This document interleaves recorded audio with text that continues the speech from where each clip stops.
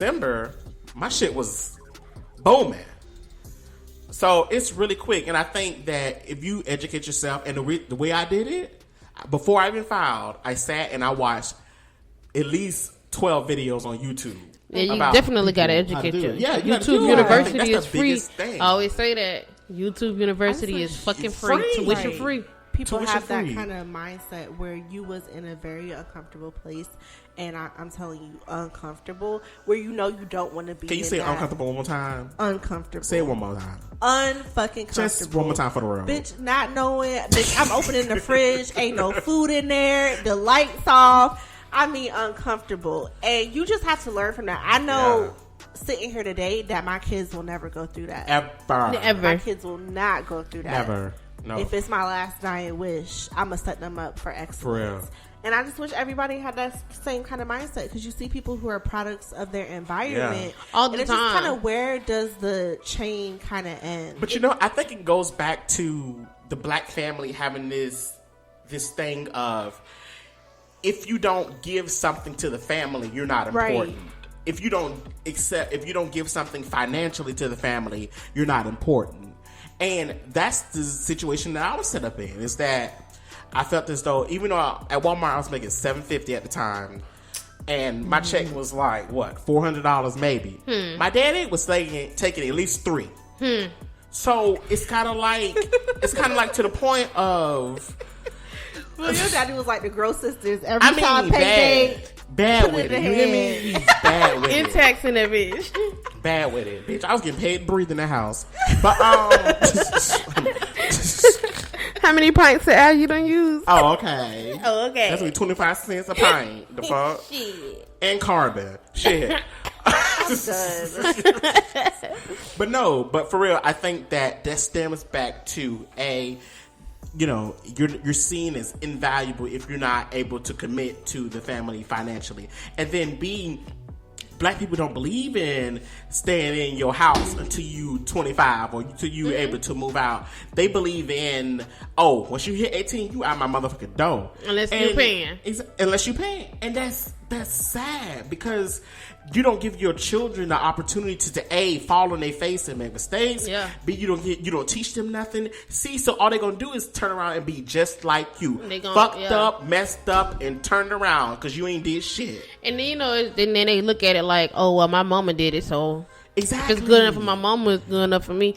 But then that's why you get those people every now and then, like my mama, that just know they want different. Yeah. And because, like I said, she ain't come from an environment of like where this is taught, or like you need to be, need to do this, that, or you could stay here rent free. It was not like that. Like, she had to pick up a bill, especially when she decided to have a kid at 15. It was like, she got no choice. You got to pick up a bill or something. Like, she was set to be a statistic, but it's like you have to, you find those people that are like, nah, I'm gonna be different. Exactly. And then you get them, but they're so rare, because that's why everybody, like, you go to the hood and everybody just stuck that way, because fuck it, I'm gonna live off the government. Right. You got Lil Day. He only 5. He already got 3 cable bills in his name, because your mama is flipping the Social Security number. Her credit fucked up. Like, come on, y'all. She gotta fuck up a 5-year-old credit before they even born. They should have savings accounts. Yep. You can at trust 16, funds. You can add them as an authorized user onto your credit card, so they can build credit by the time they're 18. Yep. They should be able to walk into the dealership, no money down, purchase the car with less than 3%. My brother, for example, not to put his business out there, but my brother, for example, he was the kid that just kind of don't listen. So, like, my parents can give us all the advice in the world. My sister, she gonna think about it like 3-4 times. She gonna be like, yeah, mama said this, mama said. Me, I'm gonna be like, okay, I'm gonna still do what the fuck I want to do, and then I be done fucked up, and then that's gonna be like, damn, I gotta tell her I fucked up. My brother, that shit, it don't even go in one ear and not the other, because it can't even get in the fucking ear. So, like I said, she told us back when we all got out of high school, you need to apply, go online to the bank, apply for a credit card, and just use it for little stuff, use it for gas, use it for this, just to start building your credit. He ain't listen. He lucked out because he's a junior. Like, he's a third. My dad's a junior. My brother's a third. And with my mom's account, instead of them putting my dad, who is the junior, as her like another authorized use on her credit card. They put it with my brother. So when it was time for him to buy a car, this nigga got excellent credit and ain't even did shit to get it.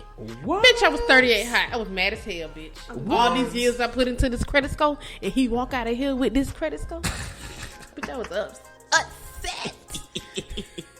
But, you know, I wish, because my dad didn't even set aside money for me to go to college, you know. And he got a nice sum of money from when my mom died. So it's kind of like... But you gotta think, like...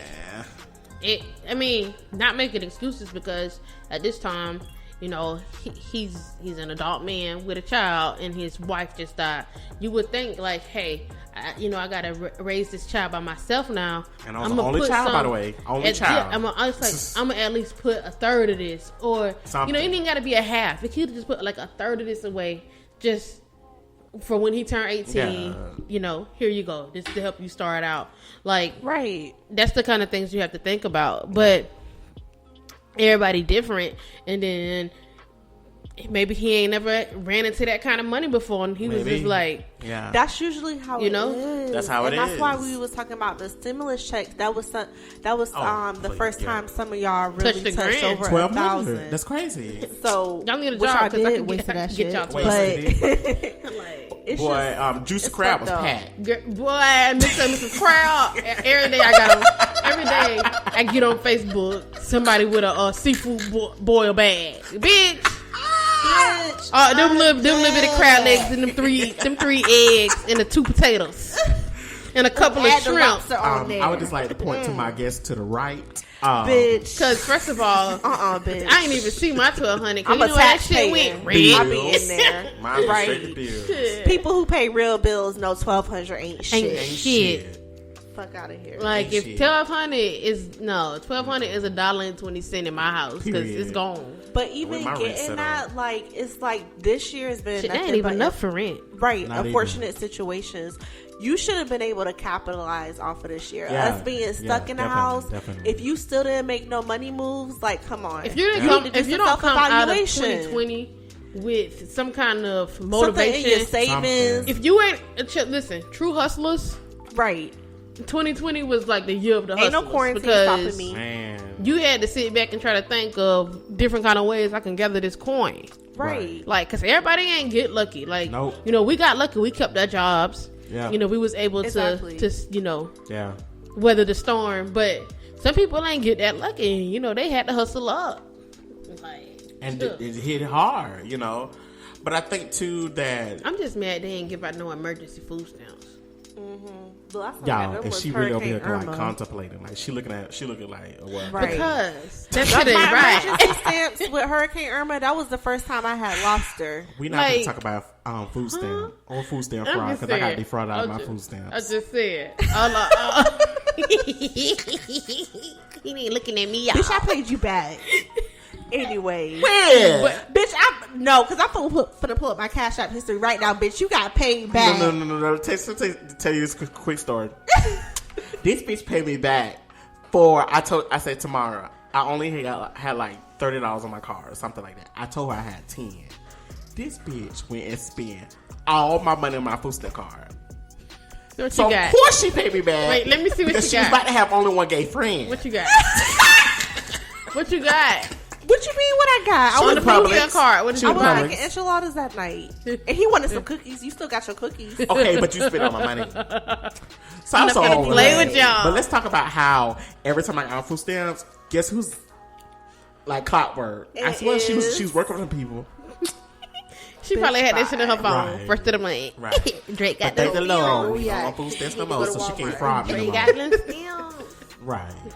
But anyways, y'all, I think that what they were saying is really, really important. But I think we also have to factor into is what we were saying earlier is about how the disparities of, you know, and how in this country, black people just don't have access to those things. Or even when we apply for loans, we're denied more than any other demographic in this country. Mm-hmm. Not because of simply, because of our credit woes. But B, also because there is racial discrimination within business and within credit itself. Mm-hmm. Perfect example was the couple that, the interracial couple They went and actually were appraising their home. Appraised. Yeah, they got their house appraised. And what happened was the appraiser came and gave them an estimate. I want to say maybe like 300,000 or something like that. A number. Basically, they felt as though that was crazy. So they removed all the photos in their home. Now, mind you, the lady's husband is a white man. So, the lady was black? Yeah, the lady was black. Oh, I thought the lady was white. No, the lady was black. The wife was black. And the husband was white. And so what they did was they got their home reappraised. But when people came to visit and things like that, they removed all photos of their family. They removed the house. Anything that showed any African American culture as well. Any culture. Everything got removed. Even down to their son, because his son's biracial, so he looks black. Right. And after they did that, the second appraiser come and gave them a quote in the house. So just the husband. Yeah, she took her son to the store for today while the appraiser came over, and the second appraiser came in, revalued the house at the first appraiser valued it at $330,000.